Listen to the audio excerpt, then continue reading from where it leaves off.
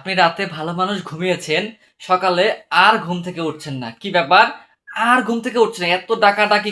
অবশেষে পাড়ার মসজিদের মাইকে মাইকিন হয়ে গেল, অমুকের ছেলে অমুক দুনিয়া থেকে চির বিদায় নিয়েছে। একবার ভাবুন, এত কষ্ট করে টাকা পয়সা সয় সম্পত্তি কত কিছু করেছেন, কিছুই নিয়ে যেতে পারলেন না।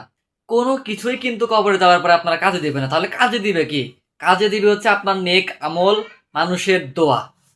তাই মানুষের দোয়া নেওয়ার জন্য আল্লাহ আপনাকে হয়তো সুযোগ দিয়েছে, কিন্তু আপনারা হয়তো অনেকেই সুযোগটা কাজে লাগাচ্ছেন না।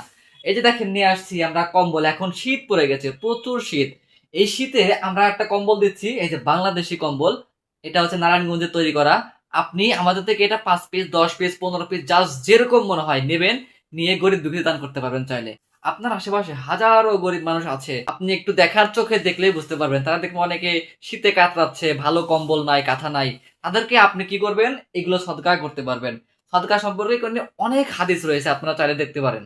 কম্বলগুলো দেখেন কি সুন্দর কম্বল, হ্যাঁ খুব সুন্দর। এই যে এগুলো হচ্ছে মাত্র 320 টাকা পিস, বাংলা টাকায় 320 টাকা পিস।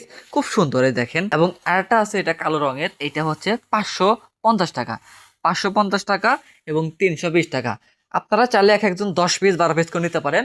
আমি আপনাদের সে বাড়িতে পাঠিয়ে দেবো, আপনি নিয়ে মুক্ত হস্তে সদকা করার চেষ্টা করবেন। ইনশাআল্লাহ আপনার আশেপাশে গরিব দুঃখীদের দান করবেন, তারা অনেক খুশি হবে। নামাজে আপনার জন্য দোয়া করবে, আপনার পরিবারের জন্য দোয়া করবে ইনশাআল্লাহ। কয়েকটা কালার রয়েছে, এই যে দেখেন। আবারও বলছি, এটা হচ্ছে সদকা করার জন্য আপনি নিতে পারেন।